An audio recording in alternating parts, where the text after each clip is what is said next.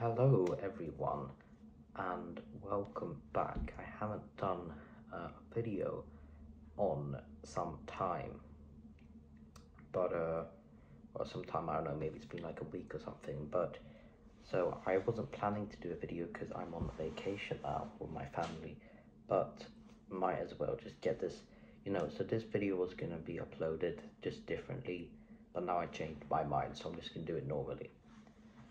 This topic for this video is I'm going to be talking about my movie hot takes, my unpopular movie opinions, which, I don't know, I just think this is fun to do. And I have got some spicy ones here, if you will. So, I think we're going to be talking about 3 movies or maybe a bit more. So I don't really know what to say. First up, I have got John Carpenter's Halloween, one of the most beloved horror films of all time. I've seen this film about, I think, 3 times. The first time when I watched it, then I think I watched it again, or yeah, I think I've seen it like 3 times or something. I just don't get it. Like, yes, the score is amazing. It's iconic, and Michael Myers is a iconic horror icon. But as Laurie Strode as a final girl, I gotta be completely honest. She's not my. I mean, I even think that. I don't know what is her name. What is it? Is like Ginny or something? In Friday the 13th Part 2. I think that she is a better final girl than Laurie Strode. So I don't really know, even though Laurie Strode has been within in so many Halloween movies. But I mean, I just don't think this movie holds up. I mean, the score and the music is great. We can get that out of the way because I don't think that's so unpopular. But I just mean the kills here. The kills are just bland. They're not very good. Not memorable. The acting is pretty bad, and I mean, even for being like, even just because it's an older movie doesn't mean that. I mean, we had films before this which were better and more scarier. A few people say that John Carpenter's Halloween is a scary film. I really do not agree, because we had films before this which were definitely scarier. For example, 1974. Both films the same year, 1974. We had Black Christmas and Texas Chainsaw, which is, for me, scary films and just better films too. So I maybe this just really feels like a film that people just give kind of so much credit for just because it's regarded as a classic. And yeah, I guess it is, and it is something that you have to watch if you are into horror films or something. If you don't like horror films, I don't think that this is the one you should begin with, definitely not. But for me, it just doesn't hold up. It's cheesy, the acting is just really not that great, and I don't think Michael Myers is that scary. It's just goofy, and it's like a 5 out of 10 for me, honestly. Don't kill me. So that's what I think. That's my first unpopular hot take, or whatever. The next movie, though, that I've got is Clueless.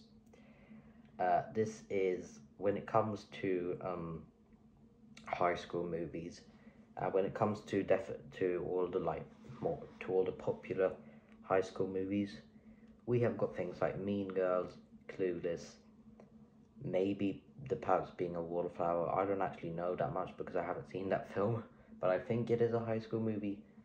But when we talk about the ones that are regarded as kind of the classics, or kind of just the best high school movies, we've got Mean Girls, which I've seen like 3 times, which is I think is a really, really good high school movie and just kind of teen movie.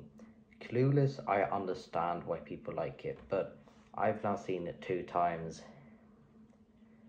I mean, even the character Chair, so however you say, even the main character in the film, I haven't seen that actress in other films, but you have got people like you've got like person called played who plays John in the live action Bill Murray Garfield movies here. You've got Paul Rudd, and you've got Wallace Shawn, I think his name is, the person who plays Dr. Sturgis in Young Sheldon. You've got a few recognizable faces here, definitely. And then you also got someone that looks like Robert De Niro, even though it's not. So, but that's not the point. The point is, Clueless, I understand why people like this film. It's just, for me, it's just really not. But for me, some people are calling this one of the best high school films of all time. As if, no, I do not think that. I think it's an okay film. I mean, I don't really know what to say. I just do not think that the story is that like strong or something. And Cher, where she, spoiler alert, massive spoiler alert, where she falls in love with Paul Rudd's character, and then she's just kind of I don't know. It's a bit hard to explain. I just don't get really the hype for this movie. For me, it's just, even though maybe this was one of the first movies to do this, I've seen a lot of movies kind of have this side, whatever. And this movie, it just feels, it really does feel very self-aware. Sometimes the movie takes itself like quite serious, and sometimes it just doesn't take itself serious and doesn't take itself that serious. So I don't really understand why people like it that much. I have heard, I think at least a few people agree with me here, and that is La La Land, which I think is just an okay film. I mean, it is obviously recognized as one of the greatest musicals of all time, and when you think of musicals, this is definitely one of the films you think about if you don't think of Hamilton, or, to be honest, I don't even know that many musical movies. I can name a few, but not a lot. I mean, you don't think of like High School Musical or something, but when you think of musicals, not me at least, even though I know what that is. La La Land, I just feel like, by the same director, what is he called? I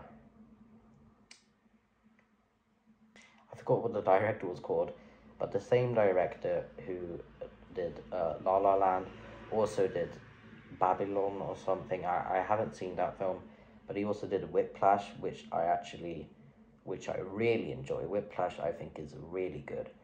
But La La Land, I don't get it. I think Emma Stone and Ryan Gosling are good in the role. You've got some great shots, like kind of just the Los Angeles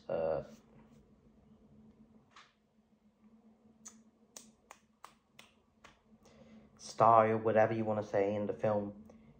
It does look good, but it's just, for me, sometimes, this shouldn't annoy me that much, but even though some of the music and the songs are good, but then they kind of just get ruined for me. They kind of just get, have you ever like had, when you like hear a song or something, and then out of nowhere, the song just kind of, it gets like really, really catchy, and then it just drops down, and stuff are just really out of sync. It feels like this is one of those films where I felt like sometimes the songs did that, and it really annoyed me. I was just like, it shouldn't annoy me that much, but I was just like, why you got to ruin the feeling so soon, or whatever it is. And I don't know, I also thought that some of the shots, it's just, they took some time to get to the point. The film just felt so much more ambitious than it actually had to be, and I don't really know. I just thought it was weird. It's definitely one of these more dark romance films, I think. Maybe not like in the level of Eternal Sunshine, but still. So I I get why people like it, but this is another one of those films where people just say where it just feels like, not as much as John Carpenter's Halloween, where they just kind of give it so much credit and like it so much because it's regarded as a classic. But so I don't really know. But I think it's alright. Not something that I want to watch again though. And it's just for this person's other work, other movies, like Whiplash. I really like what he did with a movie because he really has a more serious tone. Whiplash is such a raw, unapologetic movie, and it's kind of the same. It's not exactly the same, but you can clearly see. Oh yeah, what is his? Damien Chazelle, I think he's called. You can see his style in movies, and he is a really good director. And I'm not just saying that because the directing in La La Land is good, but I just felt like there were a lot of missed opportunities in the movie, just small details which annoyed me much more than they actually just should. So I don't know. Good Will Hunting. This movie I've only seen one time, and I think it's okay. I think that Matt Damon and Robin Williams or something, I believe that's Robin Williams or Robbie Williams. It's not Robbie Williams, it's Robin Williams, right? Why do I keep on mixing up? I think they're good in the role, but this is another film where I just feel like it just tries too hard to have such a strong impact on people. And I don't know, it's like one of the most famous scenes from the film, which for me, I'm just like, okay, we get it. So, and that is the scene when, well, I wouldn't really say this is spoilers from the film by everyone. So, that's the scene when Robin Williams' character just says to Matt Damon's character, like, it's not your fault. It's not your fault. It's not your fault. It's not your fault. It's not your fault. It's not your fault. It's not your... And he just continues like that forever. He says, it's not your fault so many times. And I'm just like, all right, so it feels a bit, maybe I'm explaining this in a stupid way. I'm not very good at explaining this film, but I understand what it wants to be. But it just feels like I honestly didn't like Matt Damon's character that much. I don't know, I just kind of felt that his character was a little bit selfish in a way, and I don't know, I just remember me thinking his character was a little bit annoying and a little bit maybe like over the top sometimes, especially to Robin Williams' character, and I'm just like, so it's a fine movie, but I just don't get it. I really don't feel like it's this big gut punch, like, oh my god. That's not how I feel about the film, and I don't know. It's worth checking out though. I've talked about 4 films now.